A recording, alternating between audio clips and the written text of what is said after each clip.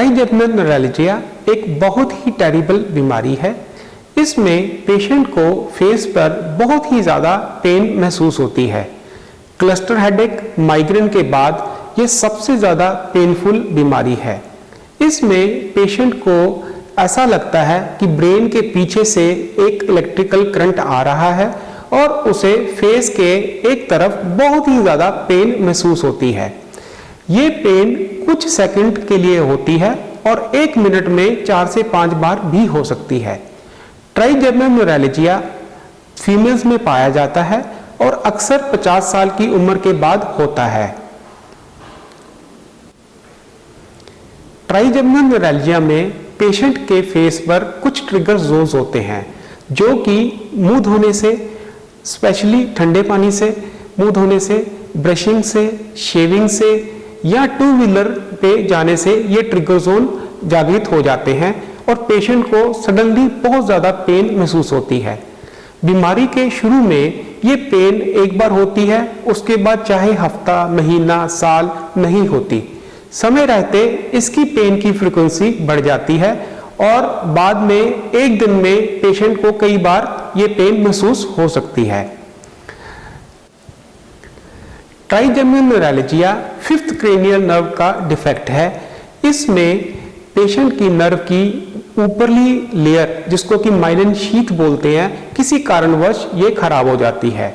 अक्सर ये देखा गया है कि जब 5th क्रेनियल नर्व, जो कि हमारे फेस के एक तरफ को सेंसरी और मोटर सप्लाई करती है, जब ये ब्रेन से निकलती है तो किसी समय इसके ऊपर कोई आर्टरी या वेन इसके ऊपर से गुजर जाती है और समय रहते ये उसकी माइलिन शीथ को डैमेज कर देती है, जिसकी वजह से हमें ट्राइजेमिनल न्यूरैल्जिया की बीमारी हो जाती है।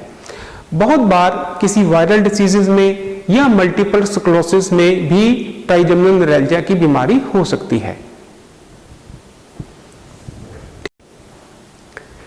ट्राइजेमिनल न्यूरैल्जिया के शुरू के दिनों में अगर हम इसके ट्रिगर जोन को अवॉइड करते हैं तो हम इसकी पेन से भी बच सकते हैं।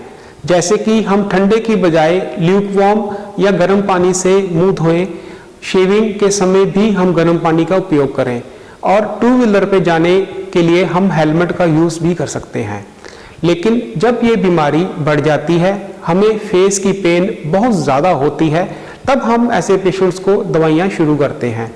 अक्सर ये दवाइयाँ पेशेंट को 90% तक रिलीफ देती हैं। समय रहते इस दवाइयों का असर जाता है, लेकिन पेशेंट के 7, 8, 10 साल भी इस दवाइयों से आसानी से निकल जाते हैं। जब ये दवाइयाँ काम करना कम कर देती हैं तो हम पेशेंट को 5th क्रेनियल नर्व में एक इंजेक्शन लगाते हैं, जिससे कि पेशेंट की पेन बेटर हो जाती है। लेकिन ये इंजेक्शन भी 1 से 3 साल तक असर करता है। अगर पेशेंट की पेन बिल्कुल भी नहीं जा रही और उसकी ज़िंदगी बहुत ही ज़्यादा बदतर हो गई है, वो कोई भी काम नहीं कर पा रहा, तो हम इसको माइक्रोवास्कुलर डीकम्प्रेशन के ज़रिए भी ठीक कर सकते हैं, जिसमें कि हम ब्रेन की सर्जरी करके जो भी आर्टरी या वेन उस 5th क्रेनियल नर्व को कंप्रेस कर रही है उसको सेपरेट करके उसके बीच में एक लेयर रख देते हैं, जिससे कि वो आर्टरी उस नर्व को टच नहीं करती।